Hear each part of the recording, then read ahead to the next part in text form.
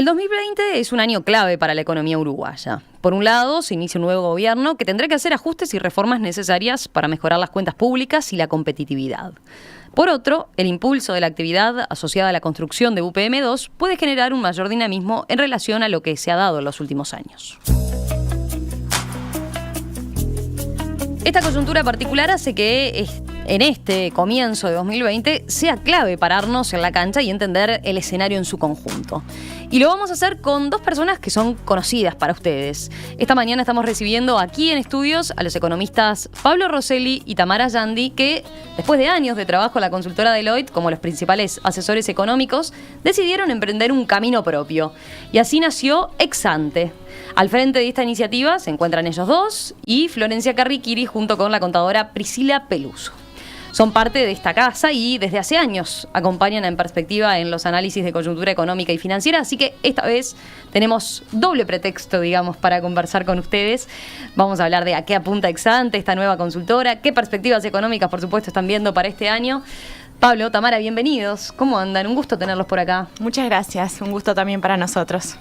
Buen día a todos, un gusto estar otra vez en esta casa y con este pretexto que tanto nos entusiasma, que es contarles a todos qué estamos haciendo desde Exante. Bueno, hablemos de eso. A ver, hablemos un poco de Exante. Es una nueva firma de servicios profesionales, decíamos.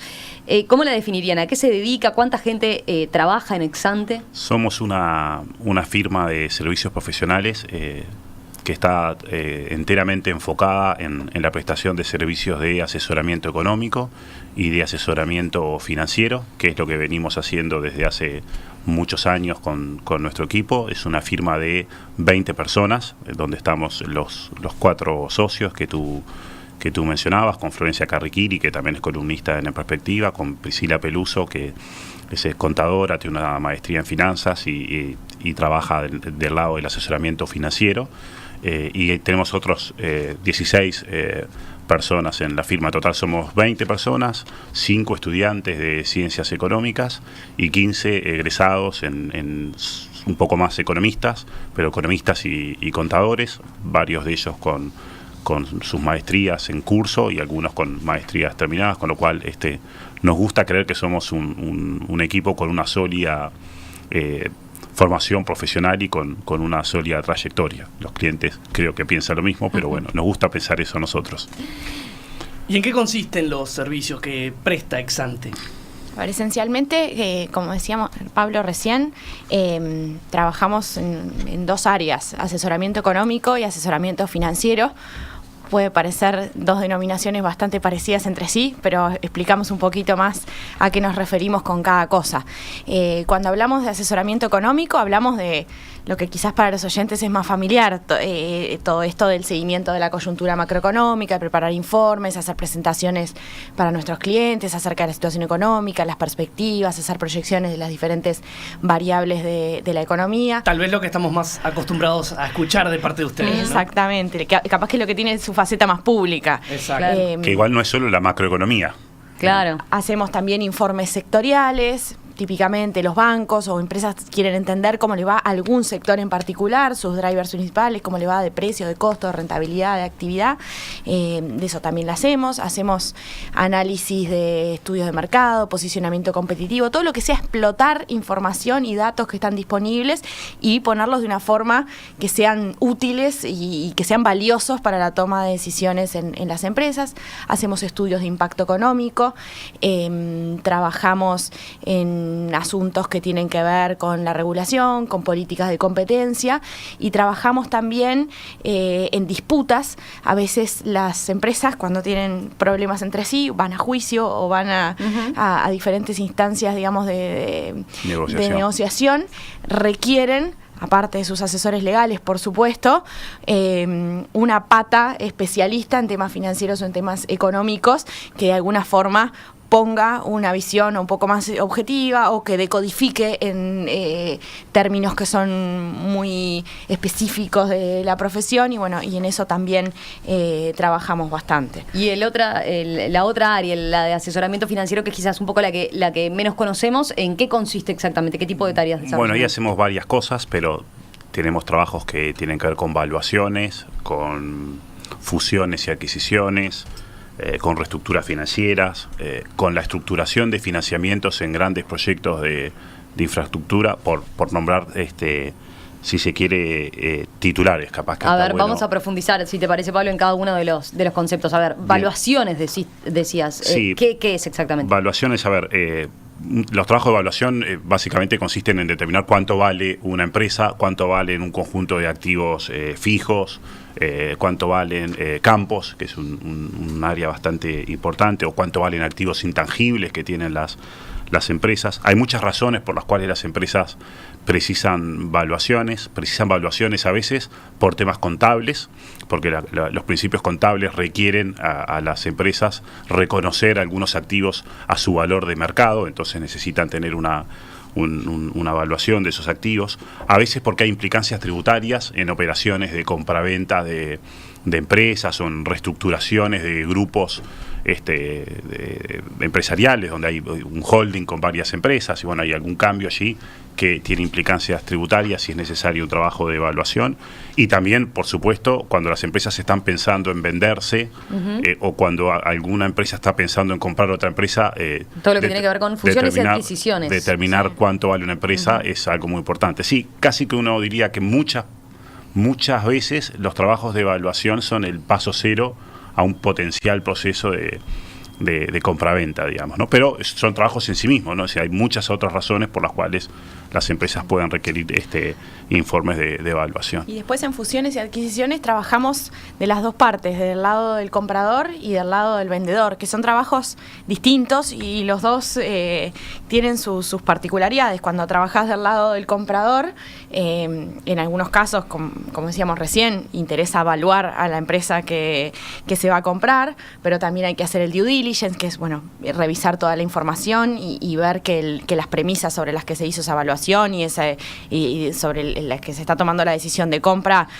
son ciertas y son válidas. Y después hay mucho trabajo también de negociación del cierre de la transacción y los términos de los contratos, donde ahí obviamente hay mucho trabajo de abogados, pero también acá hay mucho trabajo de asesoramiento financiero en que eso quede bien cerrado. Y cuando uno trabaja desde el lado del vendedor, uno a veces piensa que lo más importante en una transacción es encontrar quién va a comprar y a veces también hay muchísimo trabajo y muy valioso, por cierto, en lo que hace a acompañar ese proceso de venta para que eso llegue a buen puerto, preserve valor, no descarrile, y va entre preparar la información que uno le va a entregar al comprador, acompañar en el due diligence, negociar los términos de la transacción, el precio, plazo de pago, cómo se trata el capital de trabajo, cómo se trata un montón de complejidades que hacen al buen cierre de una operación. Sí, muchas veces se piensa que en una venta de una empresa lo más importante es encontrar el comprador, y eso obviamente que si uno no encontró comprador no hay operación, definitivamente eso es lo más importante, pero para hacer una buena transacción y para que la transacción termine hay un montón de camino por recorrer, digamos, ¿no? Y ahí, como decía Tamara, además del trabajo de los asesores legales, que es muy importante, hay mucho trabajo para lo que es financiero. Mencionaban también proyectos de infraestructura y reestructuración financiera. Sí. ¿Eso en qué consiste? Supongo, claro, los de infraestructuras tienen que ver con muchas de las obras que conocemos, ¿no? Claro, pero que capaz que no se conoce tanto todo lo que hay detrás. Uno dice, bueno, hay un parque eólico, bárbaro, pero para estructurar el financiamiento de ese parque eólico hay un montón de gente que tiene que trabajar. A ver, en nuestro equipo hemos tenido la suerte en estos últimos 10 años, donde hubo un desarrollo importante de infraestructuras, de participar en distintos roles en muchos proyectos. Trabajamos, por ejemplo, asesorando al gobierno, cuando el gobierno estaba analizando la viabilidad de distintos proyectos y de estructurarlos, por ejemplo, bajo la forma de participaciones público-privadas. Las PPP. Las famosas PPPs. Ahí tuvimos la suerte de, por ejemplo, asesorar al gobierno en la preparación del proyecto del recinto penitenciario de Punta Rieles. Más recientemente asesoramos al Ministerio de Transporte en la preparación. En parte, hay mucho trabajo, ¿no? En algunas cosas los asesoramos nosotros en lo que tiene que ver con el proyecto de ferrocarril central, la vía férrea hasta la planta de celulosa de UPM. Del lado privado hemos trabajado con algunos clientes ayudándolos en la movilización financiera para preparar ofertas de PPPs. También hemos trabajado para los que prestan, para los que financian los proyectos. Los organismos multilaterales, por ejemplo, requieren revisar los modelos financieros bajo los cuales se preparó todos los términos y condiciones de los préstamos. Son modelos complejos, necesitan que estar razonablemente seguros de que los modelos están bien hechos, y por lo tanto requieren que alguien los audite o los revise. Ese es un rol de un experto económico financiero. En proyectos de parques eólicos, son proyectos que se preparan, se implementan, y la estructura financiera y societaria va cambiando a lo largo del tiempo, con lo cual también hay bastante trabajo de movilización financiera para evaluar distintas opciones, y hemos tenido ahí la suerte de trabajar en eso. El área de infraestructura es un área donde el Uruguay avanzó mucho en los últimos 10 años y generó un aprendizaje muy importante de muchos equipos, que hace luego a la posibilidad de que se sigan implementando grandes proyectos de inversión en el país. Los grandes proyectos de inversión tienen mucha complejidad al momento de su financiamiento, y ese es un aprendizaje que Uruguay hizo mucho en los últimos 10 años, y del cual tuvimos la suerte de participar en varios trabajos. Imagino que también eso genera masa crítica, ¿no? Para ustedes también ya es más fácil ahora, y tienen esa experiencia adquirida, ¿no? Para todo el mundo. Si uno piensa, ahora estamos trabajando para cerrar el financiamiento, ayudando en algunas cosas a uno de nuestros clientes para cerrar el financiamiento de una PPP de centros educativos. Realmente trabaja mucha gente en esos proyectos, abogados de los compradores, de los inversores, abogados de cada uno de los entidades financiadoras, expertos financieros de cada una de las partes. Es un proceso, digamos, de construcción de capacidades realmente importante que venimos recorriendo en Uruguay. Bien, y para cerrar la presentación, mencionaban también lo de servicios de gestión de valor para el accionista, concretamente. Sí, y de reestructuras financieras, digamos, que no son de proyectos de capital. Proyectos. Sí. Desde el 2014 para acá, la economía se frenó. La economía se frenó fuerte, por lo tanto empezó a haber, no una gran cantidad, pero unas cuantas empresas con dificultades para cumplir con sus obligaciones financieras, y eso nos ha permitido trabajar bastante con varias empresas en estos proyectos de reestructuraciones financieras, que básicamente implican ayudar al cliente a entender cuál es su verdadera capacidad de pago, es decir, proyectar los flujos de fondos que va a tener la compañía. A partir de su verdadera capacidad de pago, plantearle a los acreedores modificaciones en los términos y condiciones de los préstamos para que los préstamos sean cumplibles, por supuesto. Esto antes de entrar, por ejemplo, en la etapa de concurso. Para evitar el despejar concurso. todo riesgo de ese tipo. Por supuesto, trabajar en identificar oportunidades de mejora, ya sea oportunidades de mejoras operativas, como también financieras. Mejorar la gestión del capital de trabajo es una forma de generar ingresos para las Obviamente compañías. que el trabajo ese en buena medida recae, lo natural es que recaiga, digamos, en la gerencia financiera de la propia empresa, pero a veces el rol de un externo, con nosotros en este caso, aporta como dos cosas. Por un lado, para los acreedores les da como otra credibilidad, porque hay un tercero que está, digamos, opinando sobre la viabilidad de las proyecciones, sobre los números que se están poniendo sobre la mesa, y además otra cosa que aporta es capacidad de ejecución. A veces los tiempos son cortos y situaciones, digamos, metido en sacarla del día a día. Que son... Típicamente, cuando la empresa empieza a tener algunas dificultades financieras, medianas o grandes, las cosas se hacen más difíciles, con lo cual traer más horas y más gente al equipo del cliente, por supuesto que también agrega valor. Y después lo último y cortito, lo que mencionabas recién, Romina, de gestión de valor para el accionista. Ahí en realidad englobamos un montón de cosas, pero esencialmente es asesoramiento como para lograr que las empresas saquen el máximo valor del capital que tienen invertido. Y ahí hacemos diferentes cosas, hacemos trabajos de diagnóstico, de benchmarking financiero con respecto a los competidores. Ahí hemos trabajado trabajado bastante con la base de balances de la Auditoría Interna de la Nación, que ha ido creciendo, digamos, en cantidad y en número de balances disponibles. Es una herramienta interesante. Nosotros hemos montado una herramienta de análisis de datos sobre esos balances que de alguna forma permite a una empresa mirarse en relación a sus competidores y ver si sus ratios son razonables, cómo viene creciendo en términos de venta, cómo está gestionando su capital de trabajo, cómo está gestionando su deuda financiera, dónde hay desfases y oportunidades de mejora. Y después hacemos otro tipo de asesoramientos más específicos cuando empresas requieren, no sé, apoyos en optimizar el capital de trabajo, apoyos en optimizar el portafolio de productos y otras cosas que de alguna forma ayuden a optimizar la gestión financiera en su conjunto. Así que bastante más cosas que proyecciones de PIB y de inflación son las que hacemos en Exante. No solo el PIB y el hombre. Ya habiendo hecho entonces la presentación formal ahora y oficial de Exante, seguimos después de esta breve pausa conversando con Pablo Rosselli y Tamara Yandi sobre el panorama económico que están viendo para este 2020, cómo está el escenario internacional. Hoy empezábamos las noticias también por ese lado. Obviamente estamos muy pendientes de los vecinos de la región, cuáles son los principales desafíos que tiene para encarar la economía uruguaya en este año que está comenzando ya. Bueno, con eso volvemos enseguida. ¿Cómo debería procesarse el ajuste económico necesario para que el país mejore sus cuentas públicas y la competitividad? ¿Podrá recuperarse el ritmo de crecimiento de años atrás? ¿Qué cabe esperar de la situación de nuestros vecinos, Argentina y Brasil? Sin duda estos son temas bien importantes en este 2020 y cuando estamos a menos de 2 meses de que comience un nuevo gobierno. Esta mañana estamos en nuestra entrevista central hablando con 2 viejos conocidos de la casa, los economistas Pablo Rosselli y Tamara Yandi, que como ustedes saben, a fines de 2019 dejaron la consultora Deloitte y se embarcaron en un nuevo emprendimiento propio, fundando la consultora Exante junto a Florencia Carriquiri y Priscila Peluso. Con ellos ya hicimos la presentación de Exante, la presentación formal de Exante aquí en Perspectiva.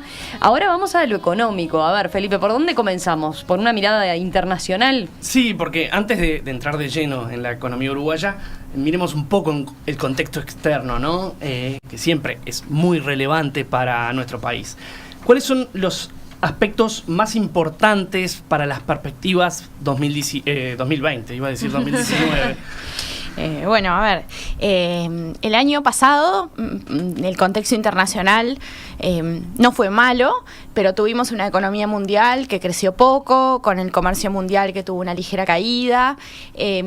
Para este año, digamos, lo que son las expectativas de crecimiento económico, al menos las que, digamos, preparan los organismos multilaterales y analistas internacionales, apuntan a un crecimiento un poquito mejor, una pequeña aceleración de la economía mundial.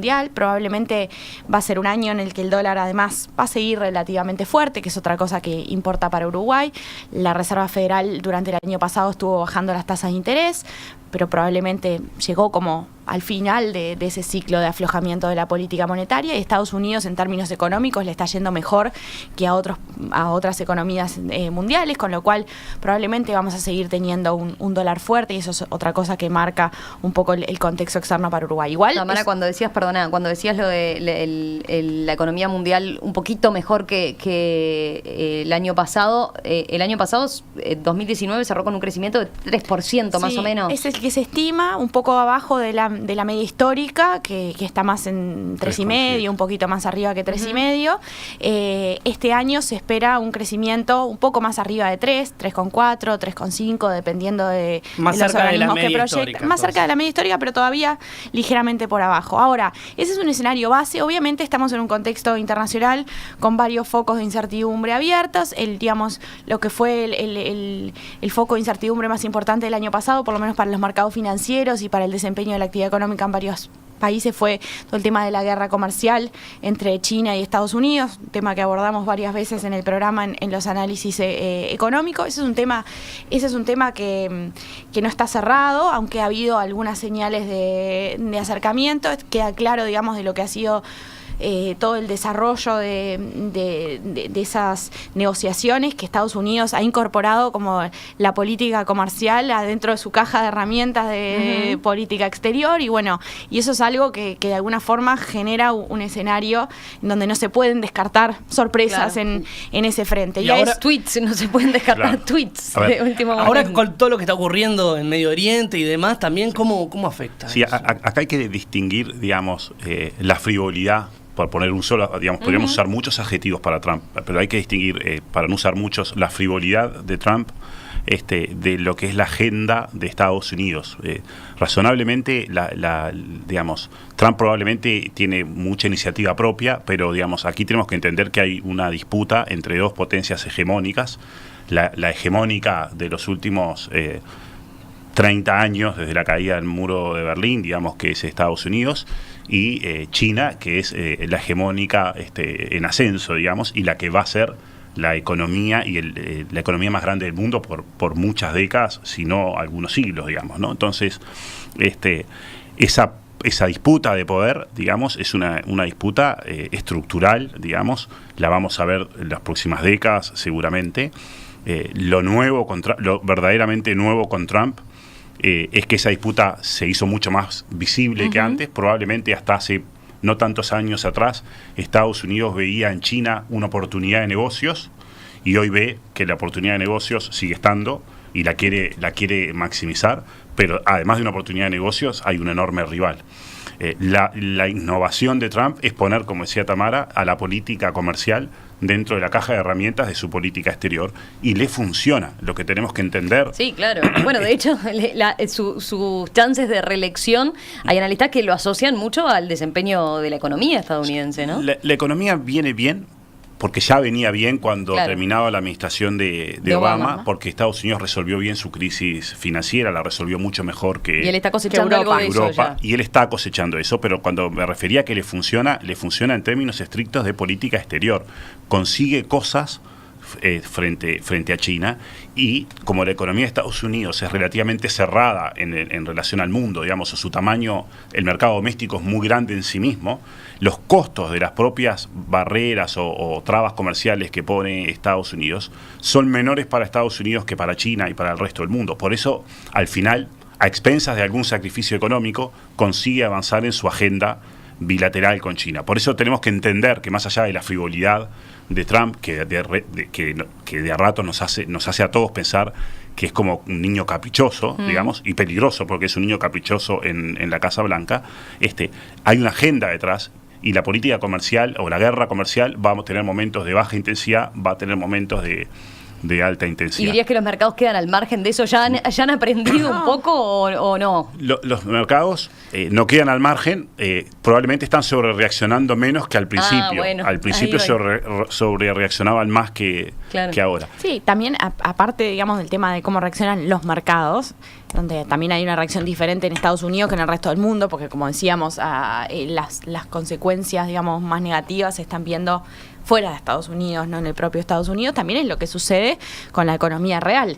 Y en términos de la economía real hemos visto primero desacelerarse y luego directamente caer los volúmenes de comercio internacional, la producción manufacturera en varias economías para las cuales eso es el centro, digamos, de su actividad. Típicamente algunos países europeos, Alemania venía lentamente recuperándose, decíamos mucho peor que Estados Unidos luego de la crisis de hace 10 años, pero dentro de esa recuperación que de por sí era bastante magra, reveses y retracción de la actividad económica ligado a que hay muchas cadenas industriales que se vieron totalmente, digamos, golpeadas por estas iniciativas más proteccionistas que han surgido el año pasado. Sí. Por lo tanto, la guerra comercial, con intensidades variables, va a tener momentos donde va a ser un freno a la economía mundial, y va a tener momentos donde va a bajar la intensidad y va a dar un alivio a la economía mundial.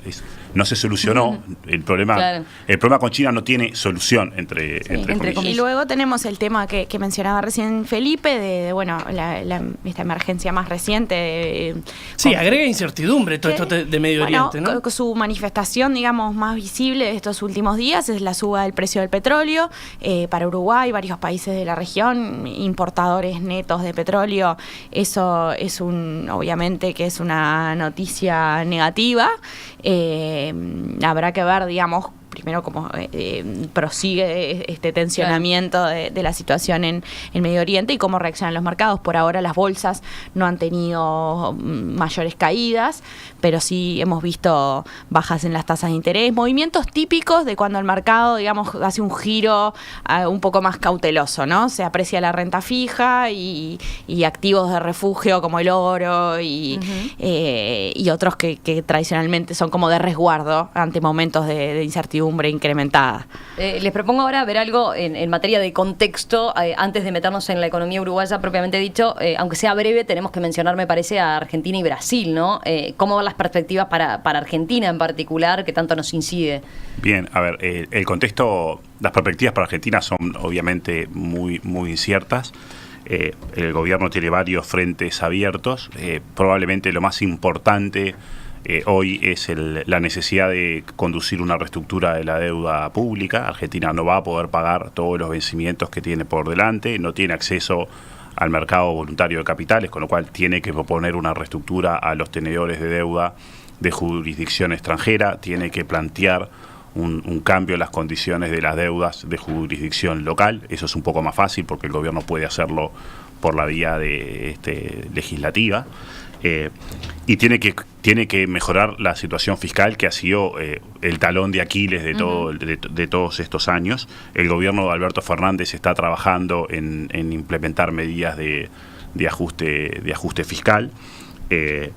Si la reestructura de la deuda es más o menos exitosa, si el ajuste fiscal termina reduciendo el déficit, eliminando el déficit primario, digamos, o llevándolo prácticamente a cero, podemos ver un escenario de cierta estabilización de la economía, de una reducción de la inflación, que hoy está arriba del 50% en términos anuales, y cierta recuperación de la actividad económica. Lo que nos queda para Uruguay igual es que Argentina hoy está en recesión. Los primeros meses, el primer tramo de 2020 va a seguir siendo un tramo de recesión en Argentina. Y eso ya se está sintiendo acá en Uruguay por el lado del turismo, por ejemplo. Eso se está sintiendo por el lado del turismo porque es recesión con un tipo de cambio real relevante para Uruguay, alto en Argentina. Es decir, el dólar relevante para Uruguay es alto en Argentina, que es el dólar con el impuesto del 30%, casi 80 pesos. Eso es un shock negativo importante para Uruguay. Quizás sobre la segunda mitad del año, si las cosas fuesen, digamos, en la dirección correcta, con una buena reestructura de la deuda, con una reducción sustancial del déficit primario, Argentina pueda entrar en un proceso de cierta estabilización de precios, recuperación de la economía, pero... De todas formas, es un gran sí, ¿no? Es un gran sí. Porque en realidad, Pablo decía, bueno, este gobierno está dando algunas señales en dirección de continuar el ajuste de las cuentas públicas. El nuevo ministro, digamos, en sus primeros discursos subrayó bastante la necesidad de ir a una situación en donde la economía tenga superávit a nivel fiscal, que logre equilibrio en las cuentas externas. Es como lo que hay que hacer. Es un gran sí, perdón, no como afirmación, sino como cuestionamiento. ¿No? Pero al mismo tiempo, digamos, estamos volviendo a cosas que hacen, digamos, pensar que podemos tener un escenario de vuelta con más inflación, más desordenado. Estamos teniendo de vuelta el retorno a un financiamiento del déficit fiscal con emisión monetaria. Y bueno, hay varias cosas que hoy nos tienen que poner, digamos, en guardia y escépticos respecto de que Argentina pueda lograr efectivamente esa pirueta de reestructurar la deuda, completar el ajuste y volver a digamos, encauzarse en una senda en donde la economía pueda empezar a crecer de vuelta. Corto plazo, recesión y tipo de cambio alto, eso es malo para Uruguay. Segundo semestre, un gran sí, bueno, sí se logra esto, sí se logra lo otro, podría mejorar un poco Argentina. Mediano plazo, vemos un gobierno muy propenso a intervenir en todos los mercados, muy propenso a introducir muchas distorsiones microeconómicas, y eso en el mediano plazo es malo para la economía, con lo cual si uno piensa en un horizonte más largo, difícilmente Argentina sea un shock positivo relevante para Uruguay, más allá de estos subas y bajas a las cuales ya nos tiene acostumbrados, porque del 2011 para acá viene en recuperación, recesión, recesión. Brevemente, para pasar ya a la economía uruguaya, si miramos para el lado de Brasil, es un poco distinto el panorama. Es diferente. Brasil este año va a crecer un poco más que los años anteriores, va a crecer en torno del 2% anual.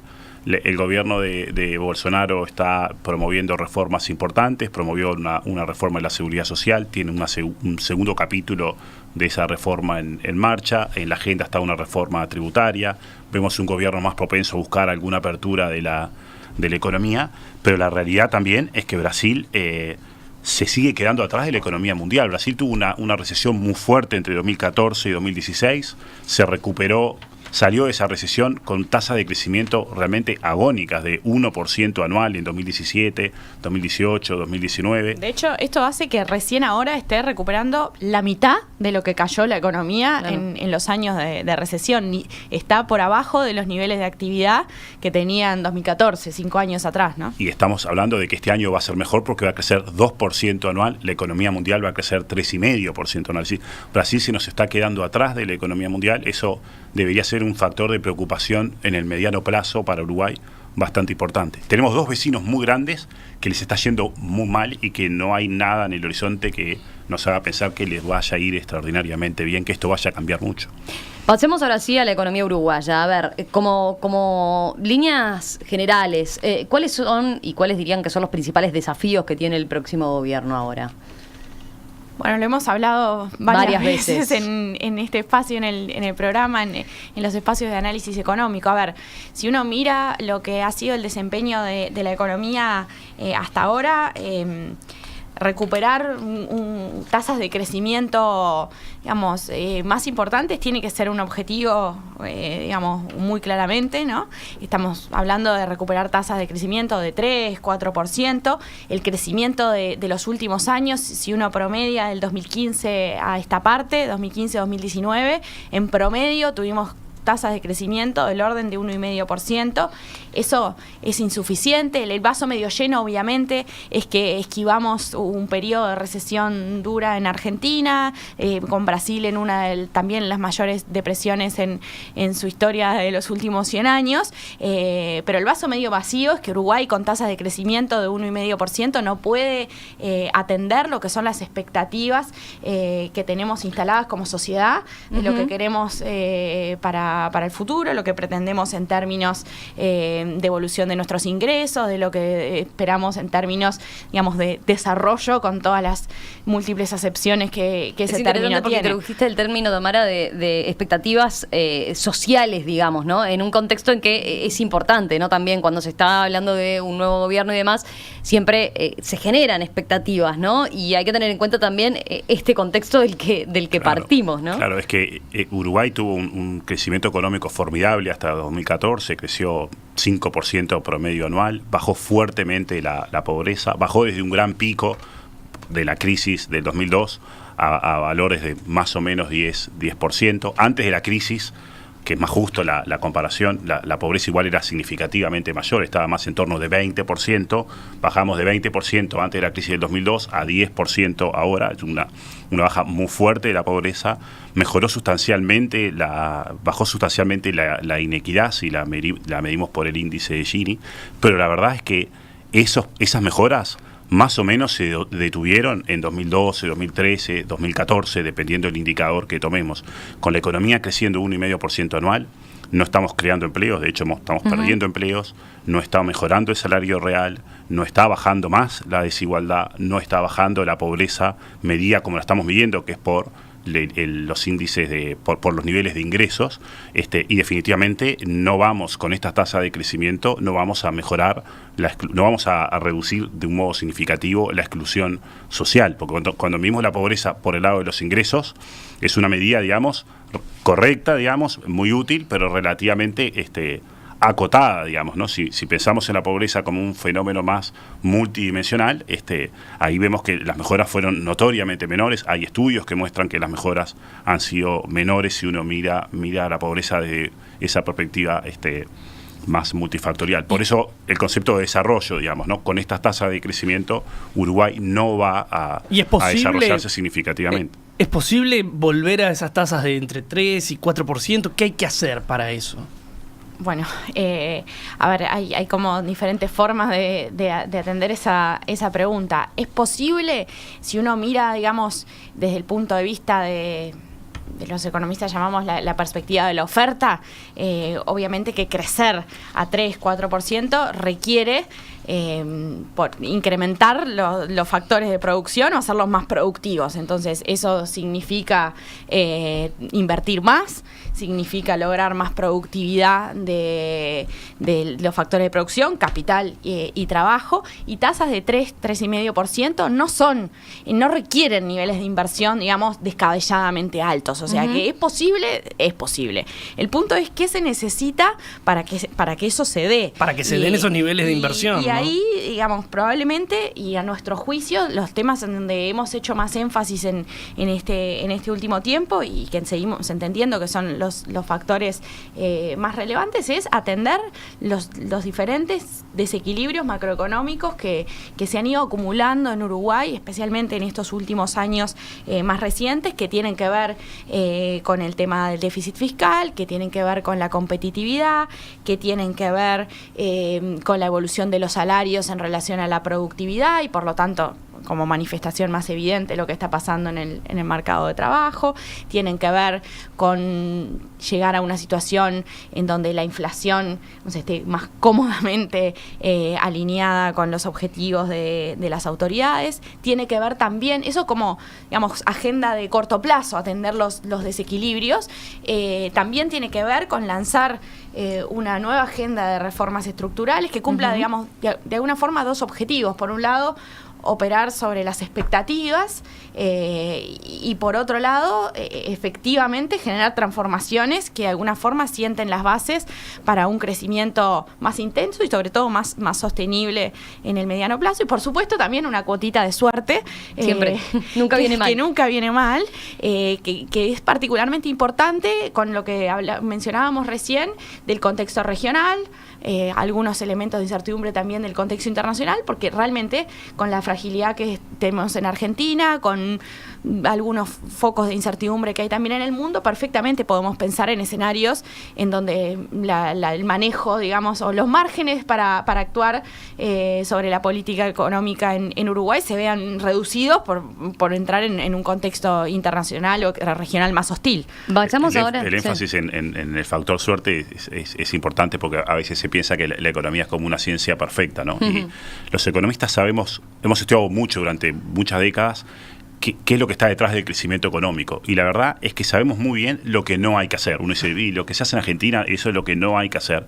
Pero también hay muchos casos donde los países aplican buenas políticas macroeconómicas, buenas agendas de reformas y el crecimiento igual no es suficiente. Con lo cual, el factor suerte probablemente refleja el desconocimiento que todavía tenemos de lo que hay que hacer para crecer y factores realmente, como decía Tamara, digamos, si tenemos una región más complicada, obviamente que eso es un elemento que siempre nos va... Factores exógenos que pueden afectar. Nos va a afectar, digamos. Vayamos a los desequilibrios macroeconómicos. Uno de ellos, de los que comentaban, es obviamente el desafío que tenemos de bajar el déficit fiscal, es el tema, quizás, ¿no?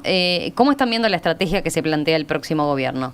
Luis Lacalle Pou, el presidente electo, ha insistido, y su equipo ha insistido en que, bueno, no se subirán impuestos. Es uno de los temas. Quizás es el que tiene más prensa. Dentro del frente macroeconómico, lo que está más digerido y entendido por la sociedad. En la campaña electoral fue un tema muy presente. El presidente electo, Luis Lacalle Pou, fue enfático en que iba a bajar el déficit fiscal. Creo que eso es algo bueno. Tiene un mandato popular para bajar el déficit fiscal. Tiene un mandato popular para hacerlo de un modo, como él planteó, que es enfocado en la reducción del gasto. Ha señalado que no va a aumentar los impuestos ni que va a usar las tarifas para eso. Es un desafío muy importante. Uruguay necesita bajar el déficit fiscal en 2 puntos del PBI. ¿En qué tiempo? Lo necesita, digamos, no hay ninguna razón para no hacerlo lo más rápido posible desde el punto de vista técnico, más allá de que, por supuesto, que hay siempre un trade-off o un dilema, que si lo ajustamos muy rápido, el efecto en la actividad económica puede ser un poco mayor, pero digamos, los niveles actuales de déficit fiscal son insosteniblemente altos. Es absolutamente no recomendable mantener estos desequilibrios, más allá que el Uruguay accede todavía en muy buenas condiciones a los mercados de capitales, pero no deberíamos descansarnos en que como los mercados de capitales nos siguen prestando, tenemos mucho tiempo, digamos, además, pero tenemos un poco de tiempo. Los mercados no avisan, a veces cambian de opinión. Es frecuente, digamos, la referencia que tenemos un riesgo país abajo de 150 puntos en estos últimos meses y que eso, digamos, de alguna forma da cuenta de que desde afuera no nos ven con un riesgo particularmente alto, más allá de, pues podemos comentar lo que vienen diciendo las agencias calificadoras sobre nosotros, pero si miramos lo que fue la evolución del riesgo país en el 2000, 2001 y sin de ningún modo que se entienda como un paralelismo con la situación de aquel momento, pero simplemente para ejemplificar que teníamos un riesgo país que también estaba en niveles inusualmente bajos, en el 2001, aun cuando llevábamos 2 años enteros de recesión, teníamos un problema fiscal, nos habían devaluado nuestros 2 vecinos, y sin embargo el salto del riesgo país para Uruguay se dio, y por lo tanto también su correlato, que es el corte del financiamiento externo, se dio en un periodo de apenas un par de meses. Entonces, no es que vamos a ver un riesgo país que gradualmente vaya subiendo y avisándonos que las cosas empiezan a poner con luces brevemente amarillas. Para cerrar ese tema, la clave aquí es que el gobierno anuncie una estrategia entendible de reducción del déficit. Lo va a hacer por el lado del gasto. Para nosotros es un desafío muy importante, es muy difícil lograr ese objetivo solo por el lado del gasto. Solo del lado del gasto. La clave es que haya una señal de que el déficit fiscal va a bajar en más o menos 2 puntos en un periodo de 2 años y algo más, y que podamos observar en el transcurso de los meses que eso va ocurriendo. Es decir, si todo el ajuste va a ocurrir al final del año 2, eso sería extraordinariamente peligroso. Bien, vamos a otro de los aspectos. Vamos al tema competitividad. ¿Les parece? ¿Pasamos a eso? Bien. ¿Qué espacio tiene, digamos, el próximo gobierno para corregir este problema? Que es reiterativamente señalado, ¿no?, por parte de las empresas como una de las mayores dificultades que enfrentan hoy en día. Este es un tema que está instalado en la agenda, un poco menos instalado que el otro. Tamara decía al comienzo, cuando hablábamos del mundo, estamos con un dólar fuerte, Uruguay está caro, el mundo está barato en dólares, Uruguay está caro en dólares, eso está detrás de la baja inversión. Uruguay tiene que volver a un modelo de crecimiento basado en la inversión privada y en el crecimiento exportador. Para eso precisamos más competitividad. Tenemos dificultades para corregir la competitividad con los salarios totalmente indexados a la inflación. Cuando el dólar sube, la inflación empieza a estar muy cerca de 9%. Por eso la tercer parte del ajuste macroeconómico tiene que ver con los salarios, y ese es medio como un tema tabú. Hoy escuchábamos al futuro ministro de Trabajo que señalaba acertadamente, digamos, que hay un dilema entre mantener el salario real o subir el salario real y el empleo, digamos. Las empresas están siendo inequívocas en decirnos que los salarios son altos en relación a la productividad, no altos en relación al costo de vida, que esa es otra perspectiva que cada uno de nosotros puede tener, digamos, pero son altas en relación a la productividad. Como la economía crece poco y los salarios son altos en relación a la productividad, las empresas están cortando el empleo. Entonces, por supuesto que un ajuste fiscal va a ayudar a contener un poco las presiones de inflación y va a dejar cierto espacio para que el dólar suba, pero Uruguay debería pensar en que tiene que desindexar los salarios, al menos parcialmente, de la inflación para corregir más rápido la Bueno, pero eso no viene siendo lo que están señalando, ¿no? Al revés, están diciendo vamos a asegurar que se mantiene el salario real. Por eso decimos que este es un tema tabú, pero el diablo está en los detalles. Veamos si efectivamente hay algún cambio en la forma de negociación en las próximas rondas salariales.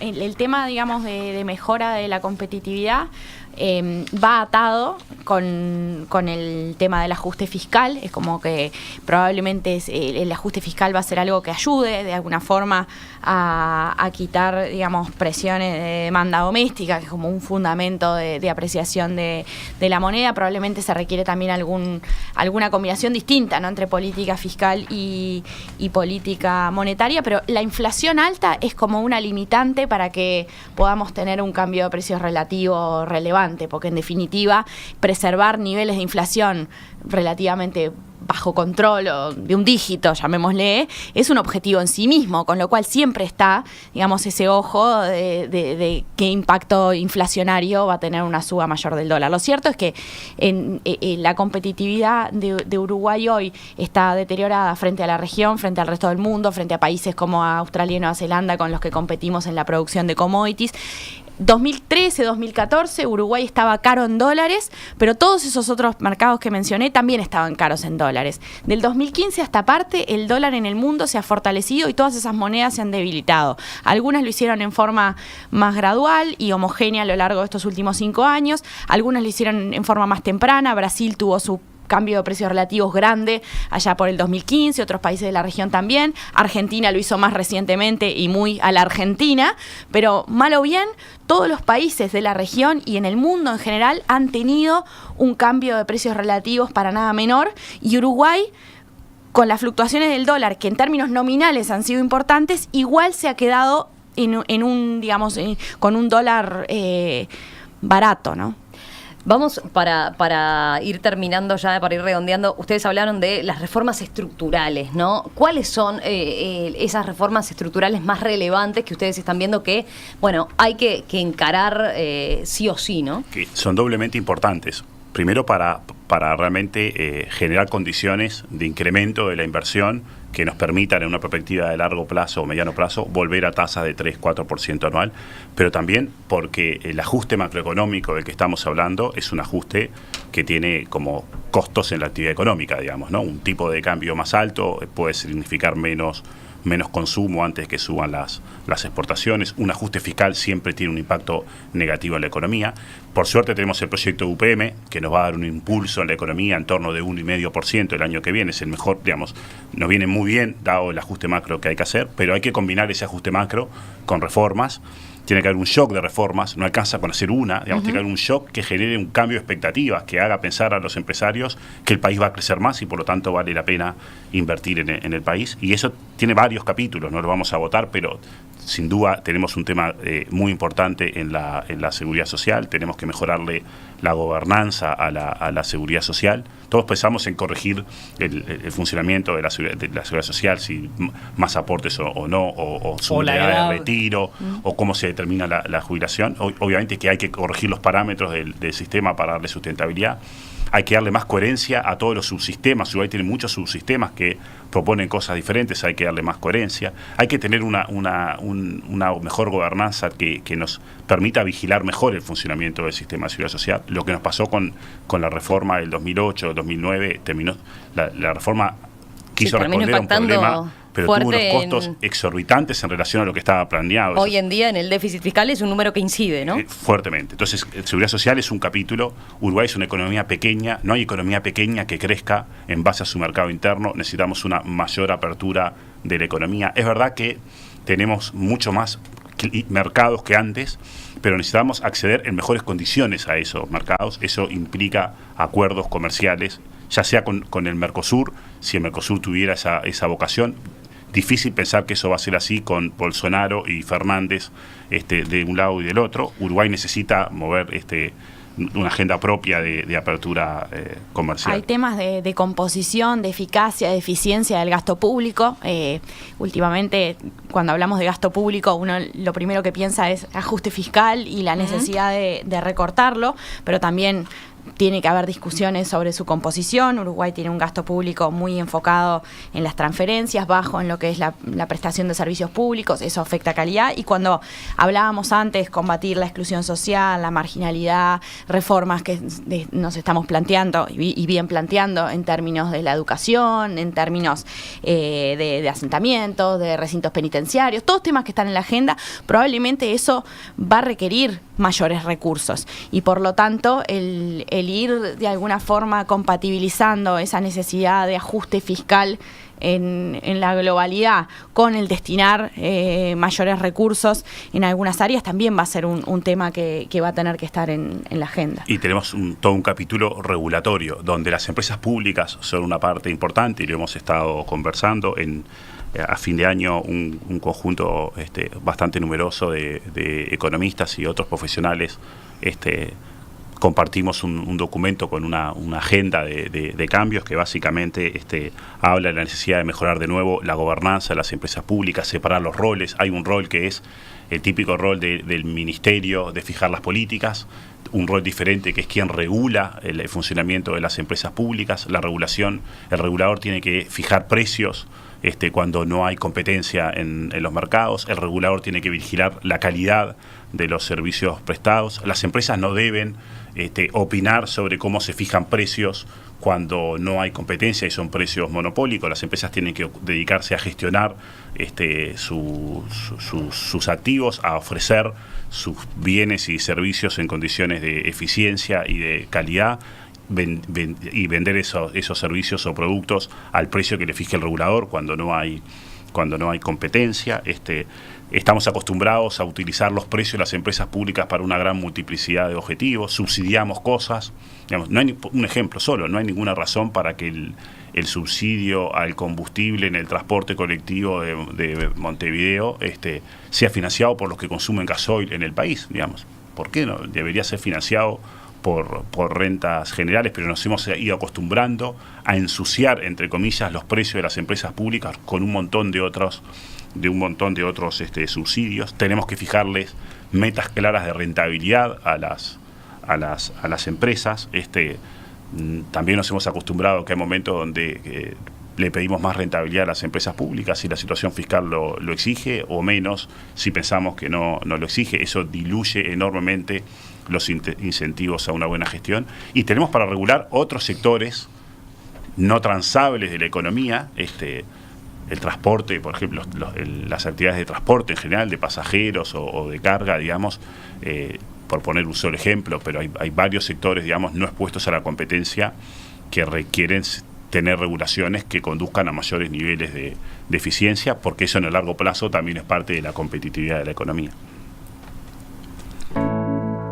Para terminar, Pablo y Tamara, brevemente, a ver, los oyentes están esperando a veces números. ¿Qué expectativas tienen en materia de crecimiento, de inflación, dólar? ¿Qué números más o menos están manejando? Perfecto. Bueno, a ver, estamos manejando un pronóstico de crecimiento del PBI en torno del 2%. Medio punto sin efecto de UPM, y como decía Pablo, más o menos 1,5 puntos de contribución de las obras relativas al proyecto y a toda su infraestructura, digamos, conexa. Con eso estaríamos redondeando un 2% de crecimiento del PBI.